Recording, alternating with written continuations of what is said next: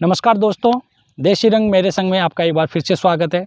आज हम आपसे बात करने वाले हैं पूरे राज्य में जो गायों के अंदर एक रोग फैला हुआ है, लंपी वायरस, जिसकी वजह से हमारी गौ माता बड़ी परेशान है, रुग्णावस्था में है और दुर्भाग्य से अभी तक इसका कोई भी ना तो उपचार मिला है और ना ही विधिवत रूप से कोई औपचारिक सरकारी सहायता भी मिल पाई है। ऐसे में गांव में जो सुनी गायें हैं, जो खुले में रहती हैं, जिनका कोई धनी दोरी नहीं है, उनकी कोई देखभाल करने वाला नहीं है, उनके रोगों को और उनके स्वास्थ्य को ध्यान में रखते हुए गांव के जन चेतना मंच ने एक अग्रिम पहल की है और उसके तहत इन गायों को औषधीय लड्डू बना करके खिलाए जा रहे हैं और इसके साथ ही डॉक्टर परामर्श के साथ कुछ अंग्रेजी दवाइयाँ भी उनको दी जा रही हैं। जो बहुत ज़्यादा घायल गायें हैं उनका भी इलाज किया जा रहा है, उनका उपचार करके उनके मरहम पट्टी का व्यवस्था भी की गई है। जो औषधीय लड्डू बनाए गए हैं उन लड्डुओं के अंदर काला जीरा, सनाई पत्ती, आंवला और मजीठी, मुलेठी आदि औषधियाँ मिला करके ये आयुर्वेदिक लड्डू बनाए गए हैं, जो सभी खुली गायों को खिलाए गए हैं। इसके अलावा जिन जिन घरों के अंदर भी हमें बीमार गायें मिली है उन सब के पास जाकर उनका उपचार किया गया और उनको भी लड्डू खिलाए गए हैं। ये पूरे ग्राम बागावास के सभी कोने कोने में, हर गली में जाकर के संस्था के जो स्वयंसेवक हैं उन्होंने इस कार्य को पूरा करने में अपनी सहायता दी है। गांव की समस्त गाय ठीक रहे उसके लिए इस तरीके के प्रयास होते रहना बहुत ज़रूरी है और इसमें जन सहभागिता के बिना ये कार्य पूरा नहीं हो सकता है। जन सहभागिता के द्वारा ही ये कार्य हो सकते थे और उसका प्रयास किया जा चुका है। यह प्रयास अनवरत चलता रहे और बहुत जल्द इस रोग से सभी गायों को निजात मिले, ऐसी मेरी मनोकामना है। ग्रुप के जितने भी लोगों ने यहाँ पर हमारा सहयोग दिया है, जो सुबह से लेकर के देर रात तक हमारे साथ डटे हुए थे, उन सभी नवयुवकों को मेरी तरफ से बहुत बहुत साधुवाद। इस पूरे कार्यक्रम का संचालन करने के लिए तन मन धन की आवश्यकता थी। इसके लिए गांव के भामाशाह आगे आए और सब ने अपनी श्रद्धा अनुसार बढ़ चढ़ कर के सहयोग लिया, जिसकी वजह से गायों के लिए ये सभी दवाइयाँ और औषधियाँ खरीदने के लिए व्यवस्था हो पाई। दूसरा, इसका वितरण करने के लिए शारीरिक बल की ज़रूरत थी और एक ही आह्वान पर गांव के अनेक युवा दौड़े आए और बढ़ चढ़ कर के इसमें अपनी भागीदारी सुनिश्चित की। उन सभी भामाशाहों और नवयुवकों को मेरी तरफ से बहुत बहुत साधुवाद।